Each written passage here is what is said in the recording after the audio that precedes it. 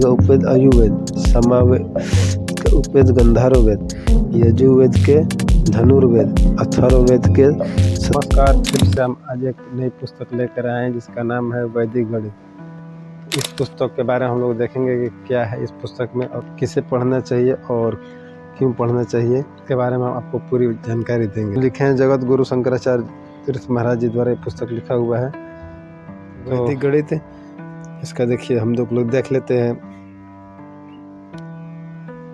इतना सा मोटाई है इस तरफ से।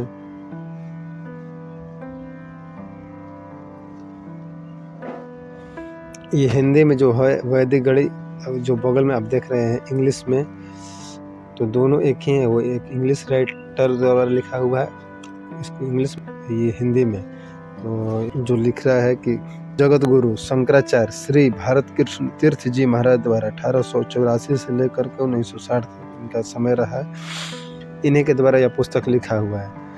इसके अलावा जो भी आप वैदिक गणित के नाम से जो पुस्तक देखेंगे तो इन्हीं में से लिया हुआ अलग मतलब बनाया हुआ ओरिजिनल बुक यही है जो इन्हीं के द्वारा पुस्तक लिखा गया। वेदों से प्राप्त 16 सरल गणित के इन्हीं के द्वारा लिखा गया है। प्रथम संस्करण दिल्ली 1991 में प्रकाशित हुआ है। बोल रहा है कि यह पुस्तक मूल अंग्रेजी पुस्तक वैदिक मैथमेटिक्स का हिंदी रूपांतरण है। तो इस पुस्तक के पीछे हम लोग देखें, इसका दाम लिखा हुआ 225 रुपये लिखा हुआ है। इसको ऑनलाइन कम बेसी दाम होते रहता है, आपको बता देंगे कहाँ से लेना है। और एक बार हम पढ़ लेते हैं इस पुस्तक को। वैदिक गणित, वेदों से प्राप्त 16 सरल गणितीय सूत्र, जगत गुरु स्वामी श्री कृष्ण तीर्थ जी महाराज द्वारा IS वाइस मार्शल विश्व मोहन तिवारी अंशु वैदिक गणित पर लिखित यह चमत्कारी क्रांतिकारी ग्रंथ में से एक नितांत नवीन दृष्टिकोण से प्रस्तुत किया गया है। इस संख्याओं एवं राशियों के विषय में जिस सत्य के प्रतिपादित हुआ है वह सभी विज्ञान कला विषयों में समान रूप से लागू होता है। यह ग्रंथ आधुनिक पश्चिमी पद्धति से नितांत भिन्न पद्धति का अनुसरण करता है। इस खोज में आधारित है कि अतः ज्ञान प्राप्त से उच्चतरीय यथार्थ ज्ञान प्राप्त किया जा सकता है। इससे यह प्रदर्शित किया जा गया है कि प्राचीन भारतीय पद्धति एवं उसकी गुप्त प्रक्रिया गणितीय की विभिन्न समस्याओं के हल करने की क्षमता रखती है और जिस ब्रह्मांड में हम रहते हैं उसकी संरक्षा गणितमूल तथा गणितीय माप एवं संबंधित में व्यक्त नियमों के अनुसार करती है। इस ग्रंथ को 40 अध्यायों में गणितीय के मुख्य सभी विषय व गुण भाग, खंडीकरण, समीकरण, फलन इत्यादि का समावेश हो गया है। इसमें संबंधित सभी प्रश्न को स्पष्ट रूप से समझाकर अविद्या ज्ञान सरलतम प्रक्रिया से हल किया गया है। यह जगत गुरु श्री कृष्ण तीर्थ जी महाराज द्वारा 8 वर्षों का अवतरित साधना का फल है। बोल रहा है कि जो जगत गुरु भारत कृष्ण तीर्थ जी है, इसको पुस्तक को लिखने में उनको 8 साल का समय लग गया है। वेद जितना इसमें सब है आपको वेदों से सब लिया गया। इसका पेज क्वालिटी हम लोग बात कर लेते हैं तो पेज क्वालिटी बहुत ही अच्छी है और टोटल पेज की संख्या इसमें है आपको 334 पेज है। जो हम लोग पढ़ाई करते हैं 7, 8, 9, 10 में जो मैथ होता है तो हम लोग को केवल पढ़ाई के समय यूज होता है। जो जिस सूत्र है आपके पूरे जीवन में, आपके जीवन में हमेशा ही आपका बहुत बड़ा से बड़ा सूत्र भी आपको जितना कंप्यूटर लैपटॉप जितना सॉल्व नहीं करेगा उससे अधिक आप समय में इसका सॉल्व कर लीजिएगा। अच्छे से पढ़ लीजिएगा। तो अगर कोई आपको पढ़ाने वाला नहीं मिल रहा है तो आपके लिए YouTube पर इसके लिए वीडियो उपलब्ध, उससे पढ़ सकते हैं। तो जो आपको दिया है कि 16 जो सूत्र जो बोल रहा है कि वेदों से लिया गया 16 सूत्र, तो उसके बारे हम एक बार देख लेते हैं। वैदिक गणित अथवा वेदों से 16 सरल गणितीय सूत्र, 16 सूत्रों तथा अनेक उपयोग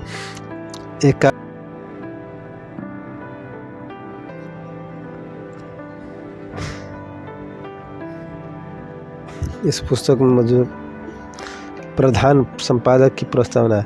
गोवर्धन मठ के पूरे में परम पावन जगत गुरु शंकराचार्य जी, भरत कृष्ण जी तीर्थ जी महाराज 1884 से 1960 के ने वैदिक गणित 16 वेदों से 16 सरल गणितीय सूत्र का नाम ग्रंथ लिया है।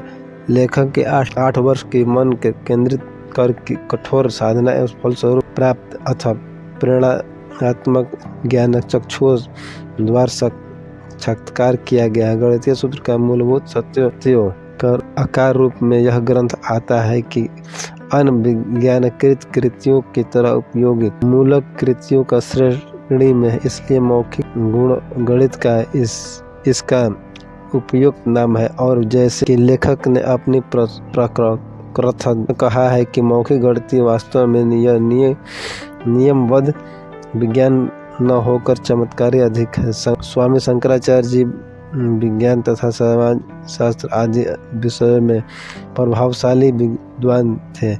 इतना ही नहीं, उनका संपूर्ण व्यक्तित्व इन सबसे कहीं उच्च था। वे एक ऋषि थे जो भारत के उन प्राचीन ऋषियों, आदर्शों एवं उपलब्धियों को आगे बढ़ा रहे थे जिन्होंने वेदों से निहित ब्रह्मांड के नियमों को खोज की थी। और स्वामी भरत कृष्ण तीर्थ वेदों से उतने ही श्रद्धा देते हैं। यह प्रश्न स्वाभाविक है कि उन सूत्रों यह ग्रंथ आधारित है। यह वेदों से, जैसे कि हमें मालूम है कि कहीं आते भी हैं या नहीं, बल्कि यह प्रश्न स्वयं ही हल हो जाता है कि हम स्वयं शंकराचार्य जी द्वारा दिए गए वेदों की निम्नलिखित परिभाषा को समझ लीजिए। वेदों शब्द की उत्पत्ति का अर्थ संपूर्ण ज्ञान एवं स्रोतों का अनंत संग्रह। इस व्याप से जो ध्वनि निकलती है वह अर्थ निकलता है। उसका तात्पर्य कि वेदों से मानव समाज के लिए आवश्यक न केवल आध्यात्मिक तथा कथित परलोक के लिए कौन वर्ण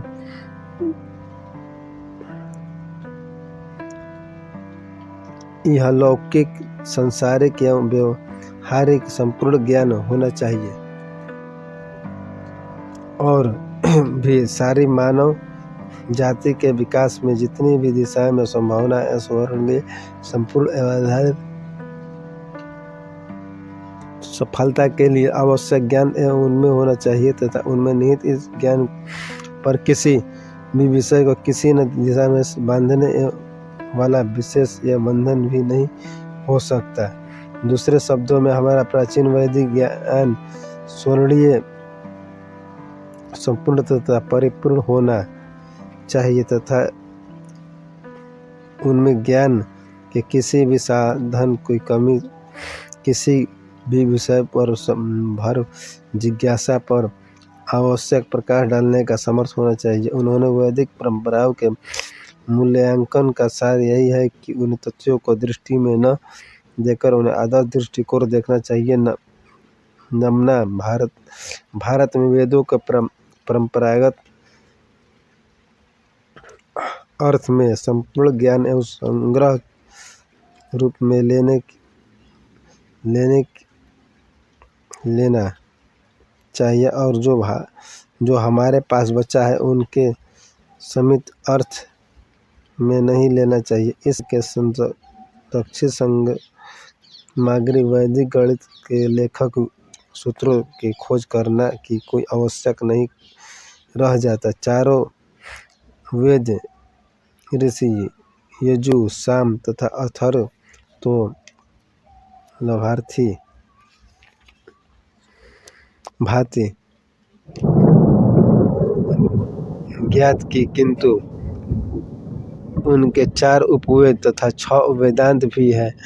ये सभी मिलाकर उस दिव्य ज्ञान का अभ्यास संग्रह बनाते हैं। जैसे पहले था कि जैसे कि उनमें प्रकाश में लाना चाहिए। 4 उपवेद इस प्रकार है। वेद उपवेद: ऋग्वेद का उपवेद अयुर्वेद, सामवेद का उपवेद गंधर्ववेद, यजुर्वेद के धनुर्वेद, अथर्ववेद के।